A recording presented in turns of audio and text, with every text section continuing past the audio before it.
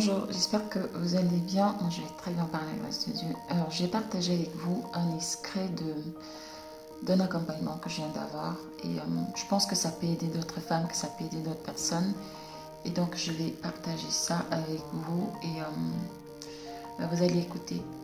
Je vais souvent le faire quand je fais des accompagnements individuels. Je vais souvent prendre quelques extraits pour partager avec vous, en espérant, enfin, partager dans mes différents réseaux, en espérant que ça puisse aider d'autres personnes qui traversent la même situation. Alors, je vais souvent de temps en temps faire des petits commentaires. Voilà, c'est parti.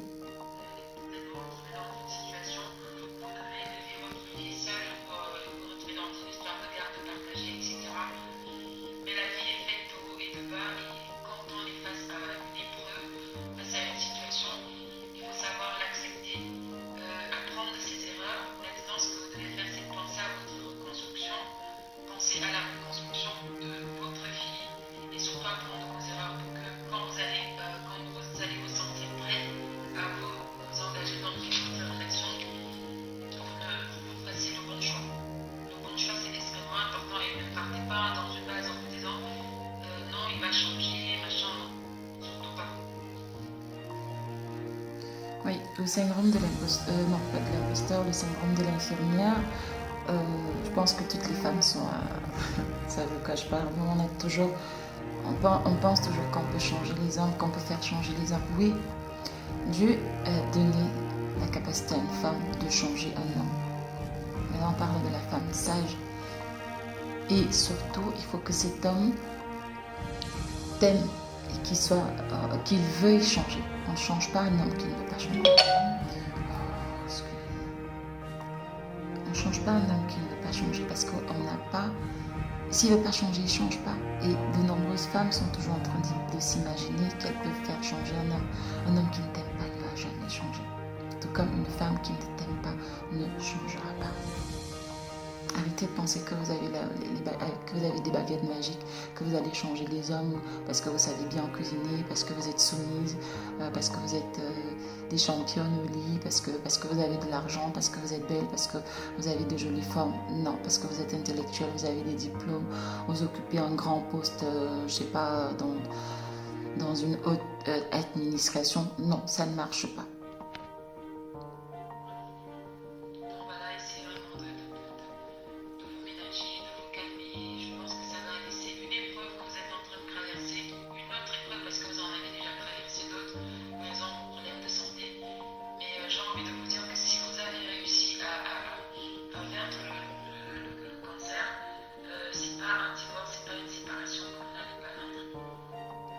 Alors, je marque une petite pause parce que je connais des coachs qui sont passés par cette voie-là. Enfin, quand je parle de voie, c'est qu'elles ont réussi à vaincre le cancer et cette épreuve-là a fait que, par exemple, Biba Pigron, elle en a eu 2 fois et elle a réussi à se relever. Il y a celle que j'appelle affectueusement Moumi, donc elle dit elle dit bien qu'elle est... en fait, elle disait lors de... C'était hier, oui, on avait une formation dans le Zoom hier et elle disait encore que elle, en fait, elle est la maman du branding parce que quand elle était enfant, donc elle dit que en étant déjà enfant, elle s'intéressait déjà voilà, quoi, à bien se mettre, à bien se présenter, mais elle est passée par là et même d'autres femmes que j'ai déjà vues accompagner et bien d'autres coachs et c'est important de le souligner que parfois quand on traverse une situation difficile, une maladie grave, et on se dit que ok, comme j'ai souffert cette fois-ci, c'en est terminé, je vais plus souffrir, sauf que non. Malheureusement, la vie est tellement complexe que même quand il peut arriver qu'on ait une succession d'épreuves, qu'on ait une succession de difficultés, et il faut s'armer de courage, de force pour à chaque fois tenir bon et s'accrocher. Donc là, elle est en train de parler, elle m'explique des choses et je l'écoute forcément et en fonction de ce qu'elle me dit, moi je lui réponds et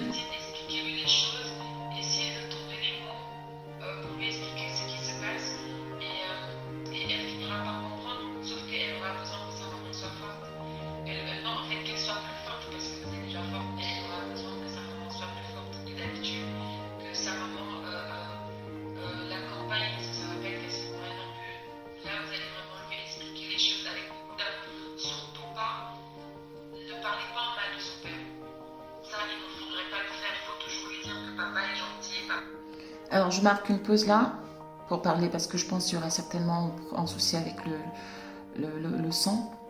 De nombreuses femmes commettent cette erreur, c'est-à-dire que quand il y a une rupture, quand il y a une séparation, s'il y a des enfants, s'il y a un divorce, s'il y a des enfants, ils commencent à manipuler. Enfin, elles commencent à manipuler. Même les hommes aussi le font.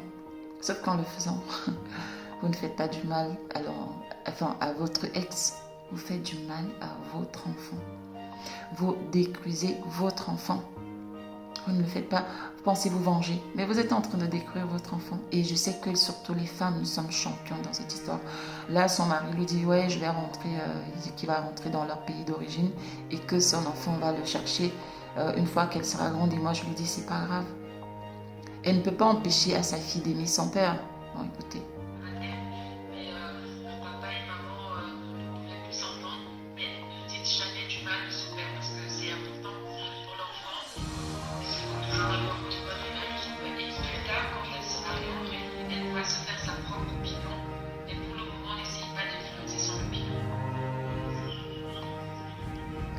Donc je lui dis qu'il ne faut pas qu'elle manipule son enfant. Je sais la douleur, c'est plus facile à dire qu'à faire. Et d'ailleurs, je lui ai dit que ça ne va pas être facile. Le divorce, c'est une épreuve. On ne se marie pas pour divorcer. Pas ceux qui se lancent dans les...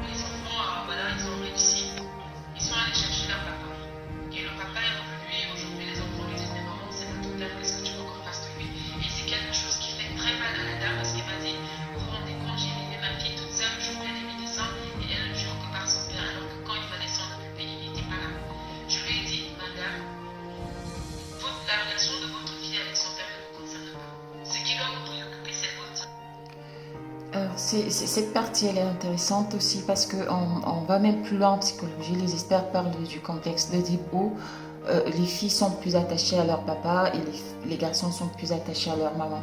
Moi, je vis un peu ça avec ma fille. Au début, ça me faisait mal, mais je finis par... Heureusement que j'avais entendu parler de ça très tôt. J'étais au collège quand j'étais en sixième pour vous dire quand j'avais entendu parler du complexe d'Oedipe pour la première fois. Et bien sûr, après, j'avais un peu fait quelques recherches là-dessus. D'ailleurs, j'invite les mamans qui tomberont sur cette vidéo de s'intéresser à cela parce que de nombreuses mamans se retrouvent souvent en train de détruire les relations qu'elles ont avec leurs filles à cause du complexe d'Oedipe parce que ça commence très tôt et plus tard, voilà quoi. Il faut savoir trouver le juste milieu et même le papa aussi a un rôle à jouer pour expliquer à sa fille que voilà quoi, maman c'est ta maman et toi tu es... Bref, allez vous intéresser au complexe d'Oedipe.